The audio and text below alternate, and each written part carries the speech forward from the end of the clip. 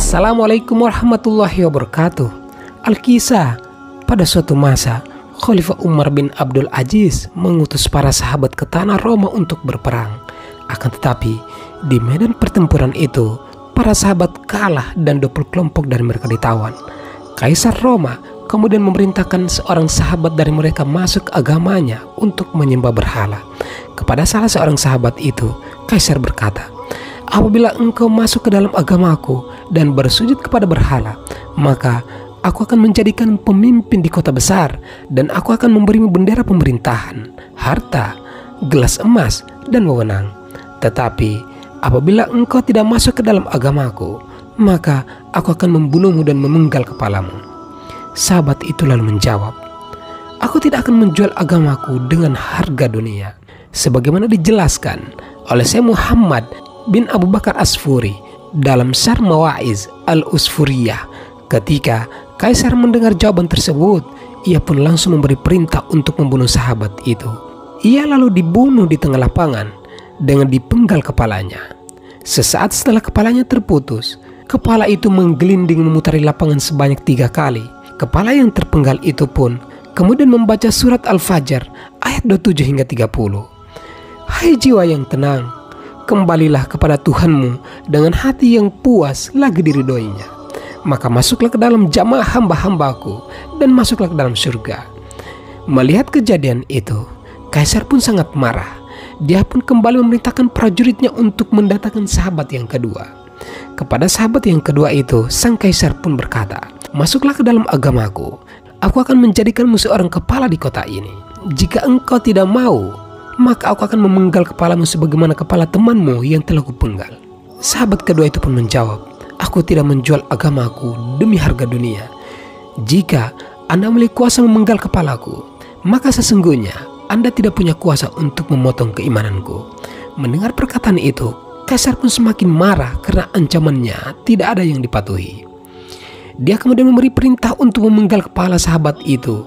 Setelah kepalanya terpenggal, kepala itu pun menggelinding 3 kali memutari lapangan seperti kepala temannya dan membaca surat Al-Haqqah ayat 21 hingga 23.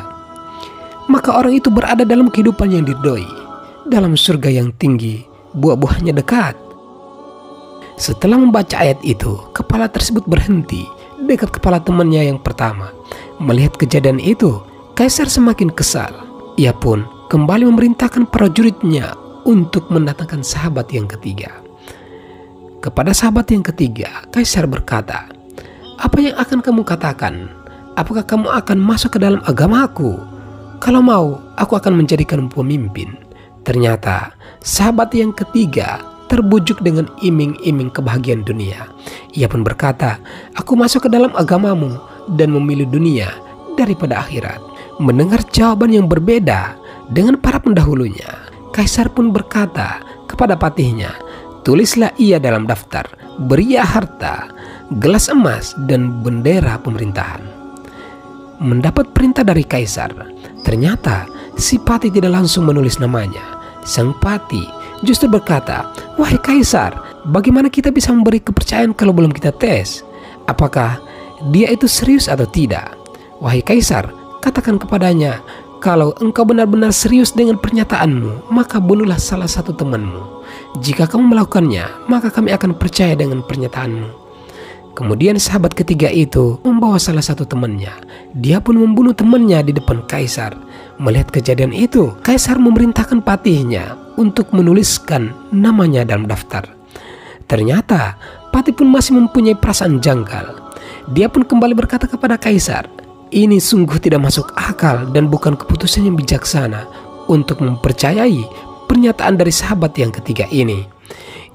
Ia saja tidak bisa menjaga hak temannya sendiri yang lahir dan tumbuh besar bersamanya. Lantas, apakah ia nanti bisa menjaga hak kita?" Mendengar ucapan patih, Kaisar langsung memerintahkan prajurit untuk membunuhnya dan memenggal kepalanya. Setelah dipenggal, kepala sahabat ketiga itu pun menggelinding memutari lapangan 3 kali dengan membaca surat Az-Zumar ayat 19. "Apakah kamu hendak merubah nasib orang-orang yang telah pasti ketentuan azab atasnya? Apakah kamu akan menyelamatkan orang yang berada dalam api neraka?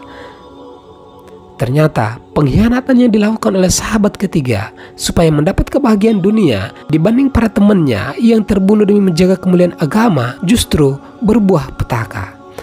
Pengkhianatan karena terbujuk rayu mendapatkan kebahagiaan dunia sesaat dengan menggadaikan agamanya justru membuatnya sengsara, tidak mendapatkan apa-apa, dan justru mendapatkan azab dari Yang Maha Kuasa. Karena Allah Subhanahu wa Ta'ala telah berfirman dalam surat Al-Anfal ayat 27, "Hai orang-orang yang beriman, janganlah kamu mengkhianati Allah dan Rasul Muhammad SAW, dan juga janganlah kamu mengkhianati amanah-amanah yang dipercayakan kepadamu, sedang kamu mengetahui." Sahabat Sulh Muda, kisah ini memberikan pesan yang harus dipegang oleh setiap manusia, khususnya bagi kita seorang muslim, bahwa janganlah sekali-sekali berkhianat, apalagi sampai berkhianat kepada agama hanya untuk mencari kebahagiaan dunia. Na'udzubillahi min dzalik.